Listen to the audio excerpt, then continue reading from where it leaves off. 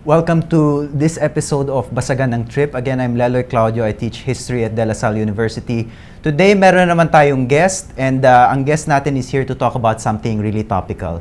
Namely, ano ba talaga ang problema ng gobyerno with ride-sharing companies like Grab and more specifically, Uber? And the context is, kung nababalitaan nyo, just recently, naban ang Uber and LTFRB is saying if Uber wants to go back online, they need to pay 190 million pesos. So, with me now is a tech entrepreneur. He is the CEO of the Ava Group of Companies. Am I correct?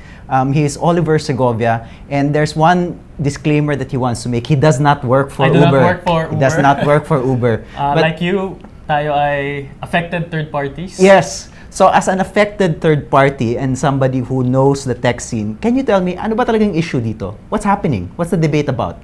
Sure. I think unang-una is basic facts. Aminado naman ng Uber na nagkamali sila. Ang sabi ng LTFRB, hindi sila pwede mag-both accept tsaka mag-activate ng bagong drivers on the road. Right. Uber accepted new drivers after the suspension order in July 26 or 27. Pero according to Uber, hindi naman nila inactivate on the roads. LTFRB found that to be a massive violation and proceeded to suspend them for 1 month. Pagkatapos, nag-file ng motion for reconsideration ang Uber. So, nagkaroon tayo ng 1 day na tumatakbo pa siya. Okay, yeah, I Tapos remember nawala that. ulit. Tapos ayan, sabi ng LTFRB, fine na ulit siya bago sila makapag-takbo. So, bakit tinamaan ang Uber pero hindi tinamaan ang Grab? Well, unang-una kasi hindi naman, wala namang ginawang mali ang Grab. Okay. At ang Uber mismo, aminado naman.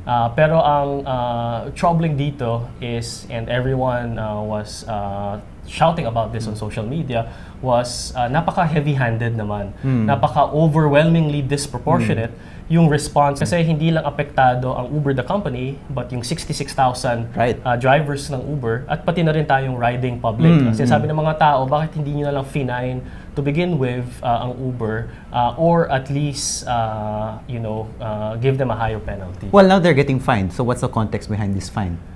Yung context naman na yun ng fine is, syempre, napakakalaki na. Yung original fine na binigay sa Grab tsaka sa Uber before was 5 million lang. Okay. Na parehong binayaran.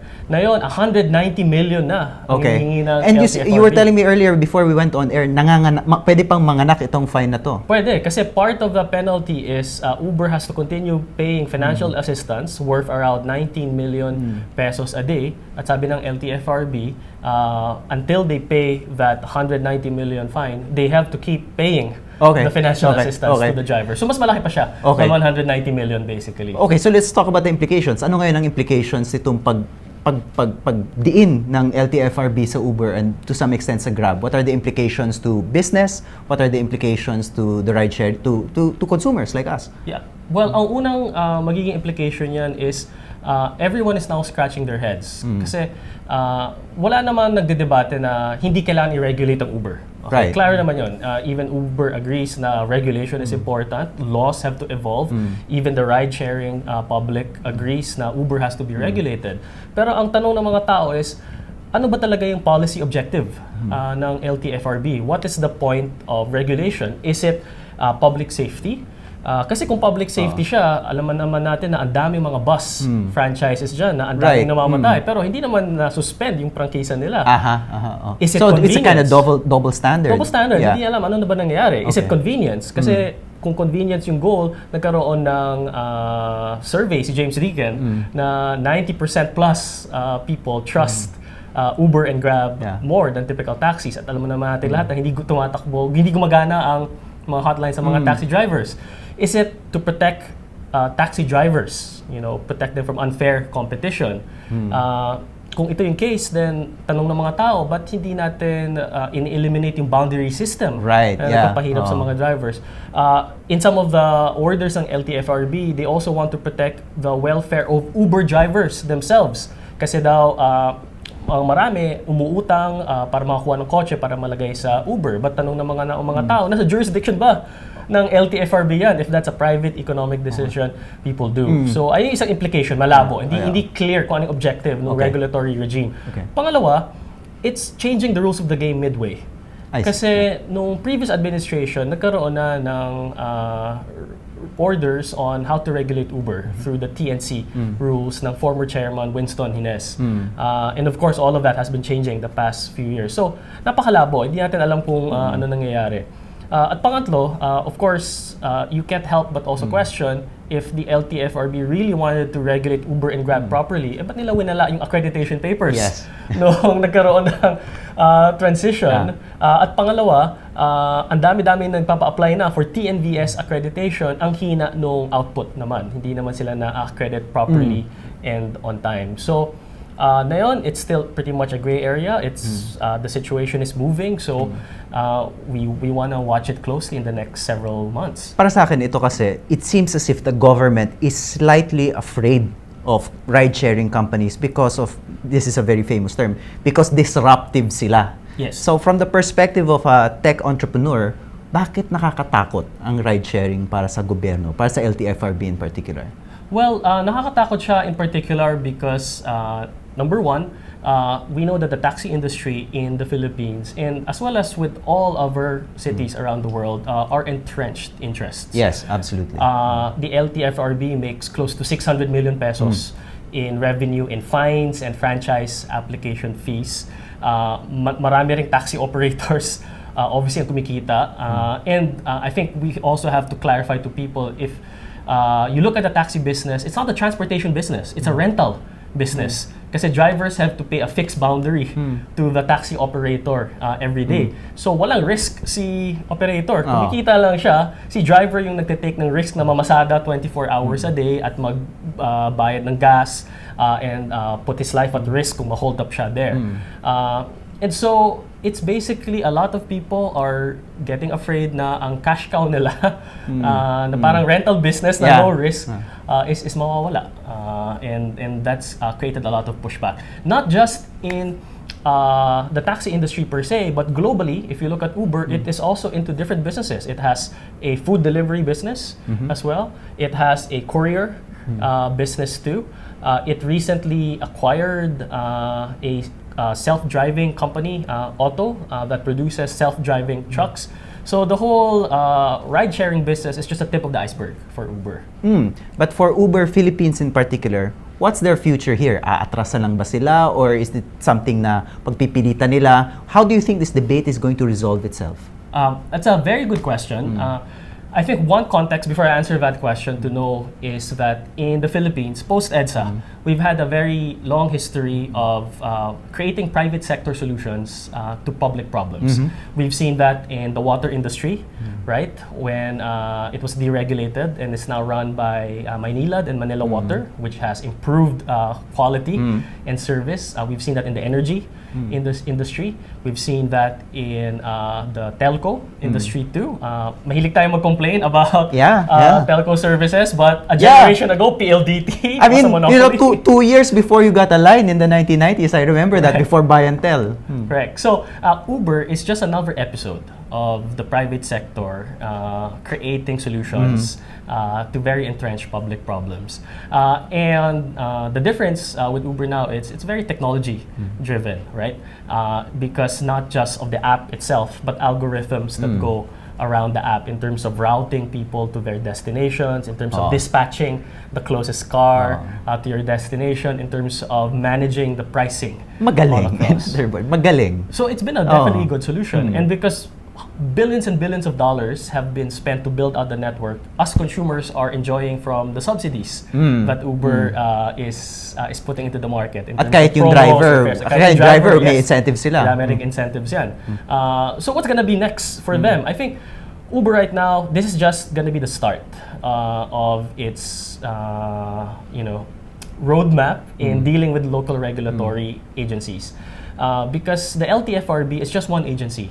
If you look at Uber in other cities, it's also dealing with other regulatory questions, such as, number one, are the drivers employees or independent contractors? So sa tingin mo, ang susunod na kalaban ng Uber, dole na? Potentially, DOLE might raise those questions, right? Because in other cities, especially in the States, Uber is saying our drivers are independent contractors. They own their own time. They can go on the platform anytime they want. But others are debating naman and saying that no, they are actually employees because the drivers, they don't control the pricing. The platform does. Hindi naman yan parang tubero sa barangay natin na magtanong ka ng 10 tubero, 10 iba't ibang presyo yung bibigay sa'yo, di ba? It's the platform that sets the pricing. There's a whole ecosystem behind the company, from customer service to technology to marketing. So it's a gray area.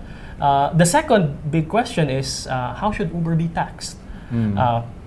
Should it be taxed? Hindi naman tayo nag-aaway na kailangan silang i-tax in one way or another. As any business, kailangan sila i-tax. But the issues would be, how do you tax Uber? How do you count its revenue, for example? Do you count the gross bookings, right? Or do you count yung share ng Uber or its net revenues from its gross bookings? Alin doon yung subject to VAT? Yung net or yung gross? In terms of the income tax paid by the drivers and the operators, how will the BIR track and monitor all of that? So all of these issues will slowly unfold after this, and it's interesting to see how Uber Philippines responds to that. The other option Uber may take from a global strategic point of view is that at one point it could just withdraw from the Philippine market. Meaning, sakit ng ulo kayo, dyan na kayo. Yes, because globally, Uber Philippines is less than 0.5% of Uber's gross bookings, right? Ganun sila kayaman. They've withdrawn from other markets like Macau, when the cost of regulation was became such a burden already compared to the return that they can get from the market. And also globally right now, Uber's going through a phase of transformation, right? They kicked out the CEO, Travis, and there's a lot of restructuring internally, globally. So it's not unreasonable for them to say now the Philippines is giving us too much problems. We have so many more problems that we have to deal with globally. Let's just pull out. Right? But of course, we hope that it doesn't go there because Uber nga naman has created tremendous benefit for us consumers. Yeah, ito na siguro yung last question ko. Kasi sa akin, ang primary audience here or primary demographic here na kailangan pagtuunan ng pansin ay yung consumers. Because they're the ones who are dealing with the traffic.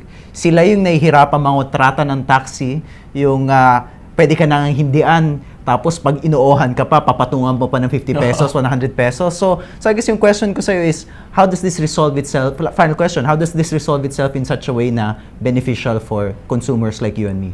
I think if we really want to protect consumers here in the long run, the fundamental change must happen in our regulatory regime. And that starts with a lot of the restrictions that our constitution has on foreign ownership and investment. I'm going to have you back on this show to talk about foreign ownership by there at one point. Well, the bigger context there is if you look at consumers and how consumers are benefiting from technology. Just look at the market 10 years ago. The top 5 most valuable companies were really old industry companies like ExxonMobil, Oil, Shell, or I think Bank of China. Today, the top 5 most valuable companies around the world are all technology companies. They're Apple, they're Google, Facebook, Amazon, tsaka Microsoft. Nasaan ang Uber dyan? Malayo pa. Uber is probably the most valued private market startup here. The last valuation is around 70 billion pesos. So it's a dollar, sorry. $70 million in context. The Philippines is what? A $300 billion economy. So it's around 1/4 the size of the Philippines. Its valuation is 1/4 the size of Philippine GDP. Okay. So malaki na ang Uber globally. This episode is just one part of an overall story how the Philippines as a country have to revamp its regulations to meet the technology age, to be able to adapt to the digital economy. Back to the consumer dito sa ride sharing. What's the solution for them? Bumalik yung Uber, masaya lahat ng tao. That's the immediate solution, I suppose. Yes, and I think to make it more competitive, we have to make our different rules clear, consistently implemented, with clear objectives in terms of policy. Kasi wala pa nga ang Lyft dito sa Pilipinas. Lyft is one of Uber's staunchest competitors globally. Hindi pa nga pumapasok dito ang Gojek, which is Grab and Uber's biggest competitor sa Indonesia. Ito yung habal-habal. Okay. That you can book via motorcycle. So, napakalaking benefit to consumers nun. Okay, grabe, ang daming complications. Hindi natin maintindihan lahat ng legal issues. Mismong yung gobyerno, hindi niya rin naiintindihan yung legal issues. But personally, I think kaya bakit natatakot yung gobyerno dito sa Uber and all these other industries is because bago siya, or in the words of tech entrepreneurs, they're disruptive. So tama si Oli, this is just the tip of the iceberg, and we should expect more debates with respect to Uber in the future, but also with respect to other industries. Pero from the perspective of yung consumer, yung araw-araw na nagko-commute, sana naman mahanapan ng paraan. Kasi yung tao na naiipit sa kalsada at nakikipag-kontratahan sa taxi driver at nade-deny ng ride ay hindi niya iniisip itong issue ng regulation na to. Iniisip niya matigil na yung perwisyo, at maging ako, yun yung iniisip ko. So pakiusap lang sa LTFRB, alam namin marami pa kayong kailangan i-resolve na issue. At hindi naman ine-expect ng riding public na ma-resolve nyo lahat ng issue na yan. Ang ine-expect lang namin, please, sana sa susunod na linggo, meron na kaming Uber nang hindi na kami maperwisyo, kakabarter dito sa mga taxi na taon-taon na kaming binabastos. Maraming salamat po.